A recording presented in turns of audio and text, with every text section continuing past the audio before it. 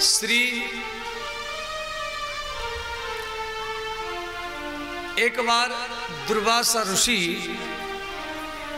दुर्वासा माने दुर्बेन आशा, जो दूब घास खाते हैं, रोटी सब्जी नहीं पाते हैं,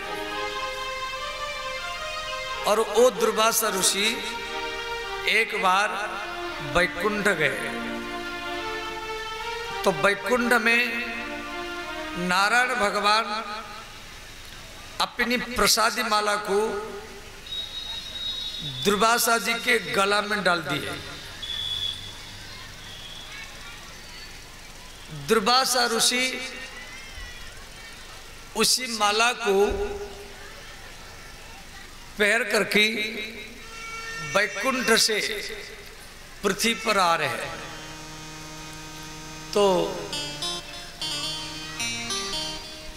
रास्ता में देवराज इंद्र मिले। दुर्वासा ऋषि क्या किए, वो माला को इंद्र के गला में डाल दिए। और इंद्र सोचा कि घूमता फिरता बाबा कहां से माला ले आया और मेरे गला में टांग दिया। तो इंद्र ने क्या किया, वो माला को उठा करके ऐरावत हाथी के सूंड में डाल दिया। और ऐरावत हाथी जो होता है उसकी 4 दांत है, वो सफेद रंग का है। गांव में जो हाथी डोलते उसकी 2 दांत होते हैं। और ऐरावत हाथी इसको कुचल दिया। तो दुर्वासा ऋषि इंद्र को अभिशाप दिए।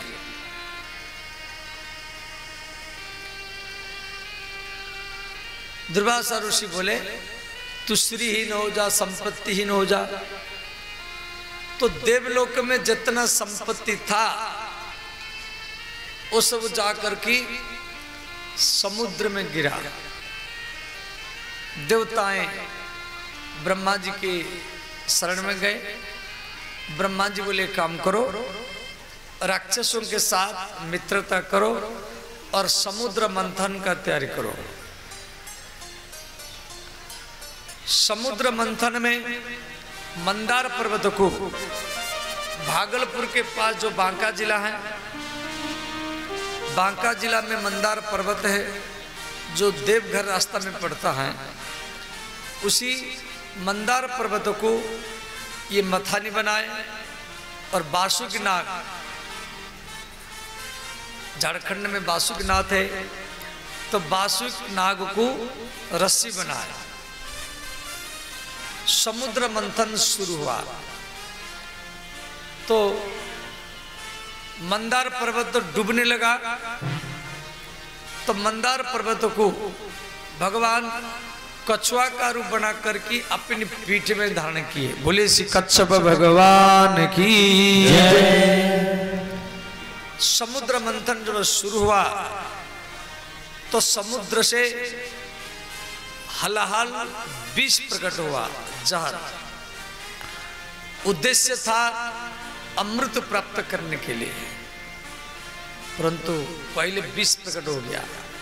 समाज में कोई भी अच्छा काम करो, पहले बुराई होगा, पहले निंदा होगा।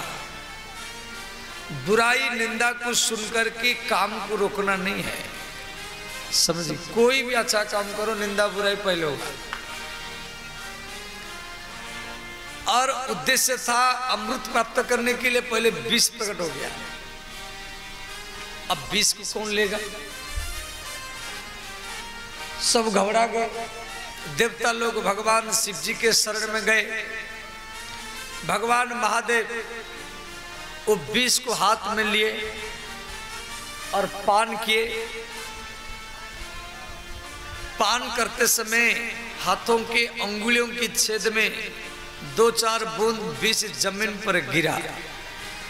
वो सर्प बिच्छू वगैरह पी लिए, उनमें भी विष का प्रभाव आ गया। भगवान महादेव वो विष को जब भीतर में लिए, वो पेट में नहीं लिए, वो गला में धारण किए, तो इनका गला नीला पड़ गया। तो नाम पड़ा नीलकंठ। बोले नीलकंठेश्वर भगवान की जय। भगवान महादेव श्रावण महीना में ही 20 पान किए थे। 20 पान के बाद में ये लेट गए, विश्राम कर लिए, लेट गए। देवता लोग घबरा गए,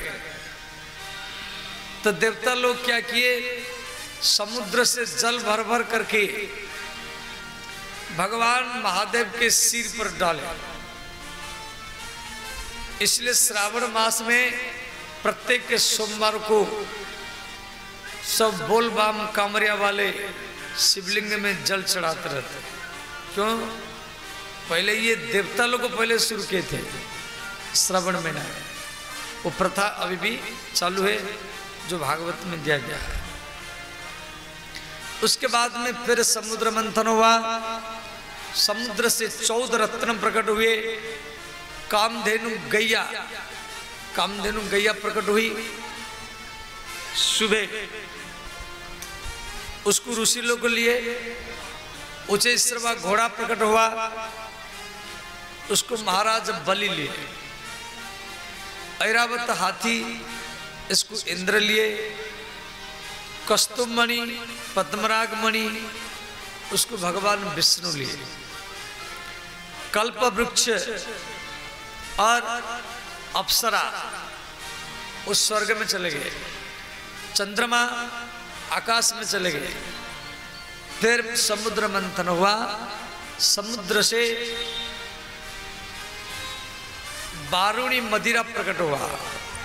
बारूणी मदिरा को राक्षस लोग लिए।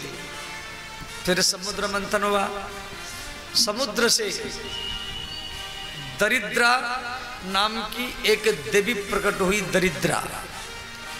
अब दरिद्रा को कौन लेगा? सब आप भी बोलते हैं लक्ष्मी भीतर दरिद्रा बाहर, सब दरिद्र को बाहर कर देते हैं। ये दरिद्रा कौन है? ये लक्ष्मी की बड़ी बहन है। दरिद्रा को कोई नहीं लिया, तो उद्दालक मुनि वहां पर आए, वो दरिद्रा को स्वीकार किए। फिर समुद्र मंथन हुआ, समुद्र से लक्ष्मी माता प्रकट हो गई। बोले श्री लक्ष्मी महारानी की जय। अब लक्ष्मी को देख करके सब बोले हमको चाहिए, हमको चाहिए, हमको चाहिए। समुद्र ने कहा सब लाइन में बैठो और मेरे बेटी लक्ष्मी जिसको पसंद करेगी उसकी गला में माला डालेगी। तो लक्ष्मी माता माला को लेकर के देवताओं के पंक्ति में गई। वो देवताओं को पसंद नहीं किया,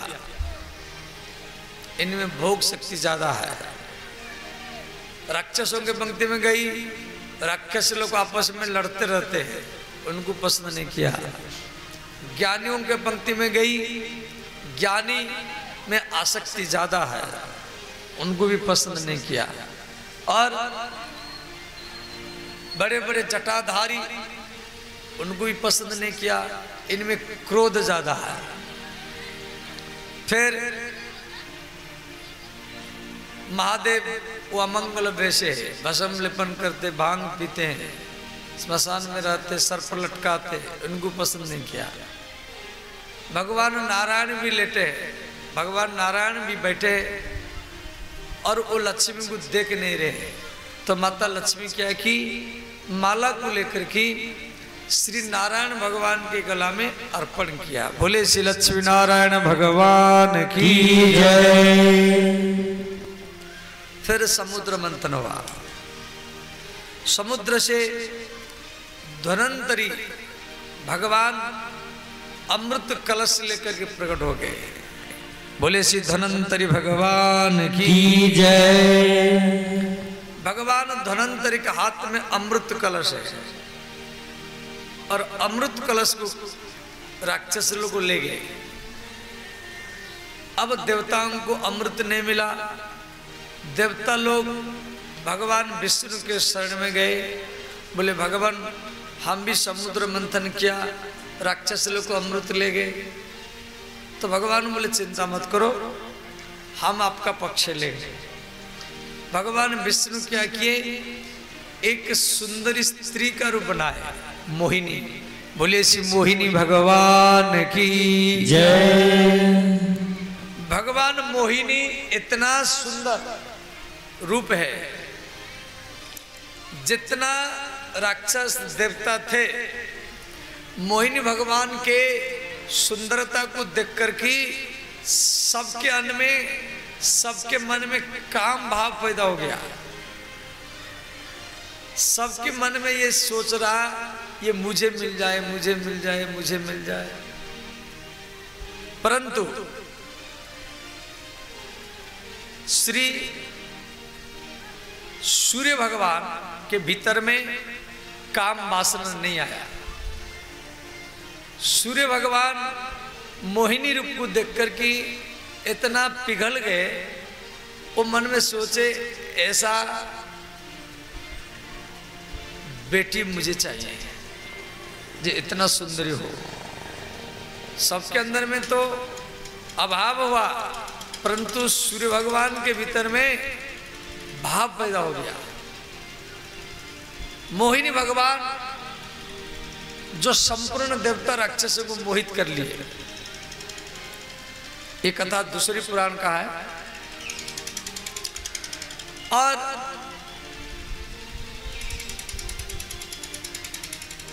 संपूर्ण भगवान, संपूर्ण देवता राक्षसों को मोहित करने वाले भगवान विष्णु और उनके मन को मोहित करने वाले त्रिभुवन मोहिनी रूप श्रीमती राधा है। तो वही सूर्य भगवान फिर वृषभानु के रूप में आए। वृषभानु, भानु माने सूर्य, भानु शब्द का अर्थ सूर्य।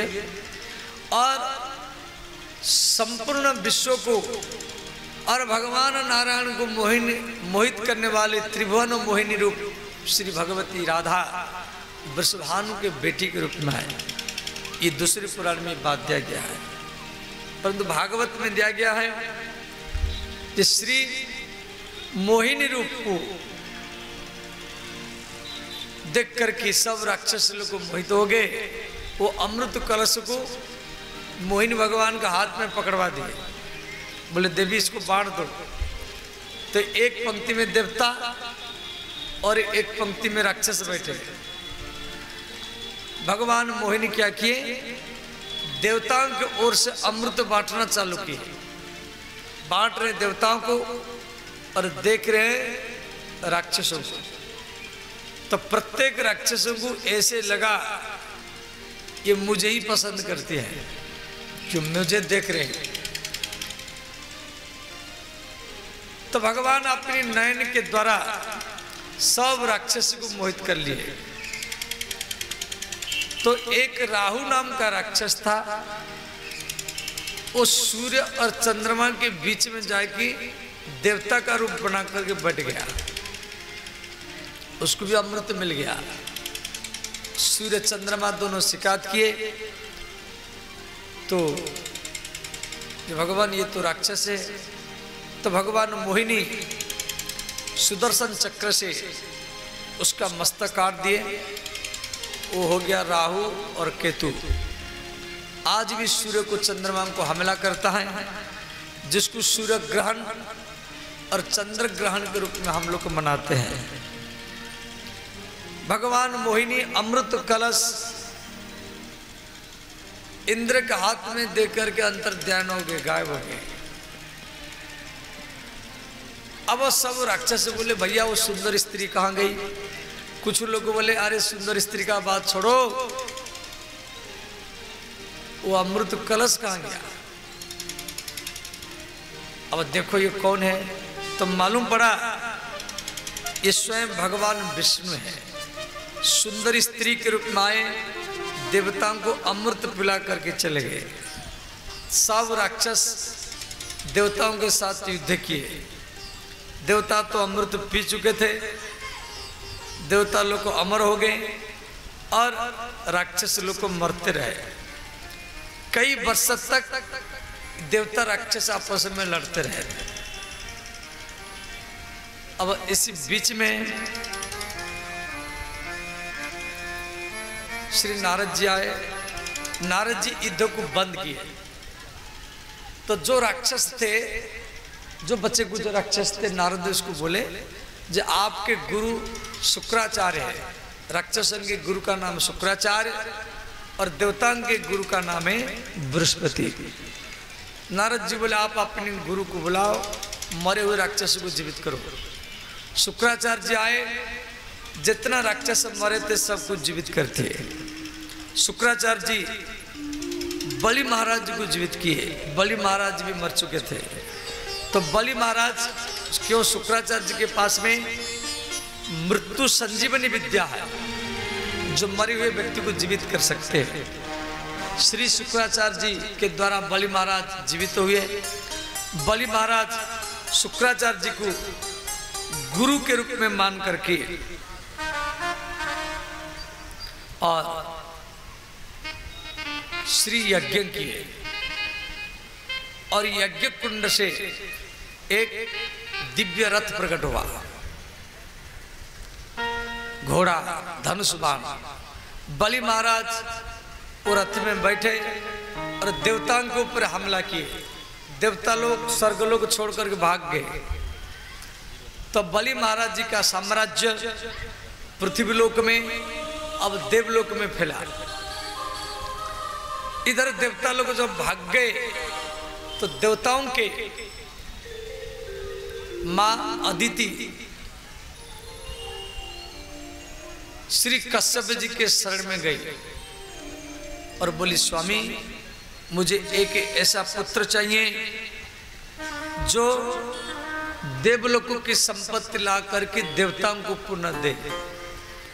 तो कश्यप जी अपनी पत्नी देवहूति को, अपनी पत्नी श्री कश्यप जी अपनी पत्नी अदिति को एक व्रत बताए, जिस व्रत का नाम है पयोव्रत। पयोव्रत माने क्या है? पय शब्द का अर्थ दूध। पय माने दूध, माने दूध पी करके ये व्रत करना पड़ेगा। ये 12 दिन का व्रत है। इस व्रत में आपको दूध पी करके रहना पड़ेगा। प्रतिपदा से लेकर के शुक्ल पक्ष द्वादशी तक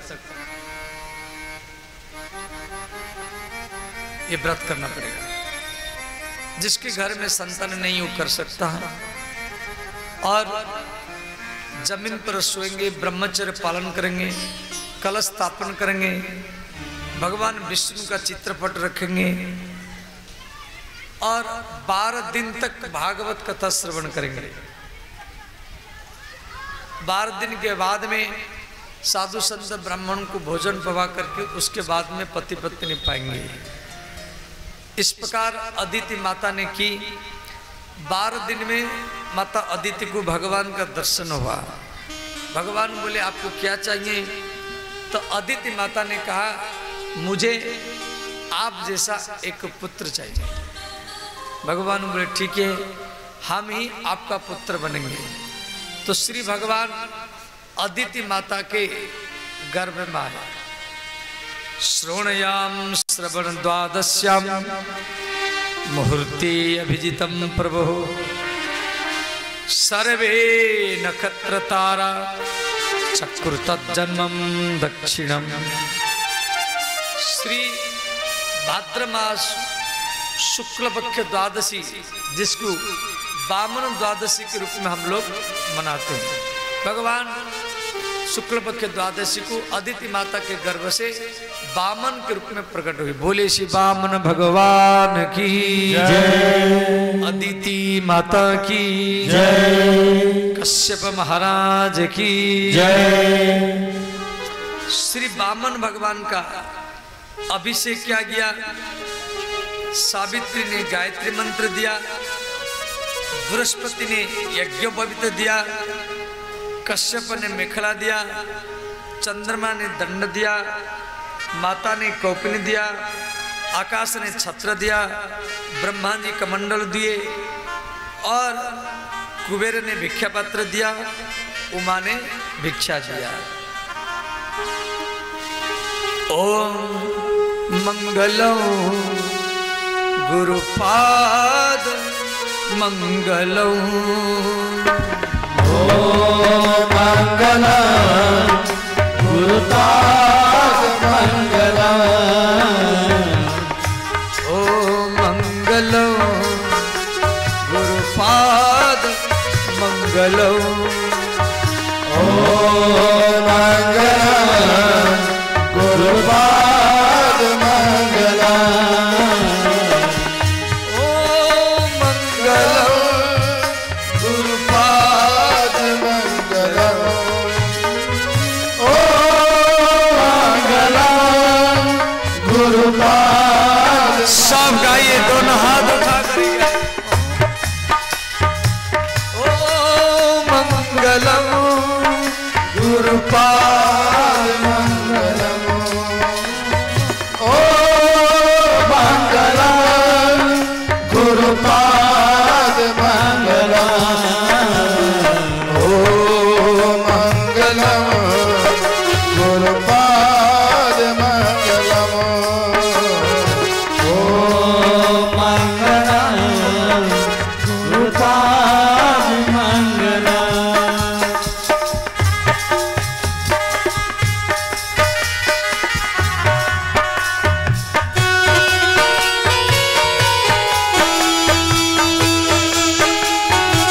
श्री राधे।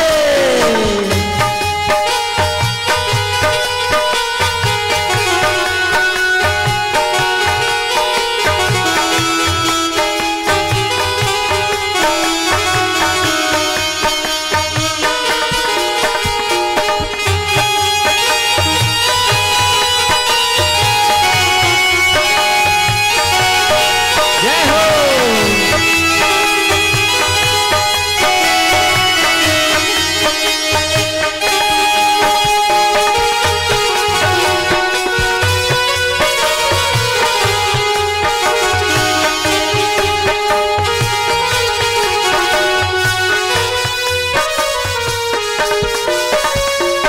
ओम मंगलम गुरुपाद मंगलम, ओम मंगलम गुरुपाद मंगलम, ओम मंगलम गुरुपाद मंगलम, ओम मंगलम गुरुपाद मंगलम, ओम मंगलम गुरुपाद मंगलम, ओम मंगलम गुरुपाद मंगलम।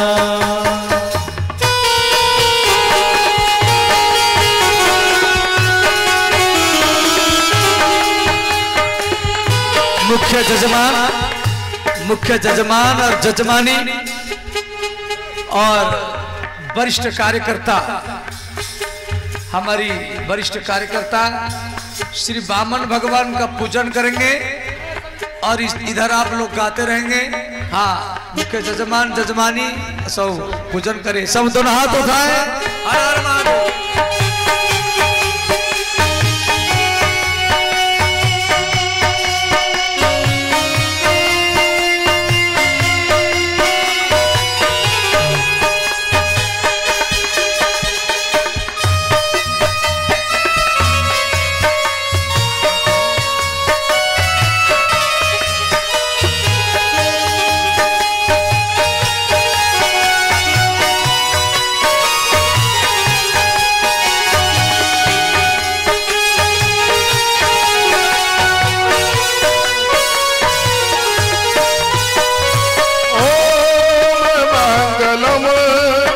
गुरुपाद मंगलम, ओम मंगलम गुरुपाद मंगलम। देखो, जो समिति माता है, समिति माता आशा देवी समिति आशा देवी यहाँ पर आए, वामन भगवान का पूजन करें। आइए पर यहाँ पर आइए।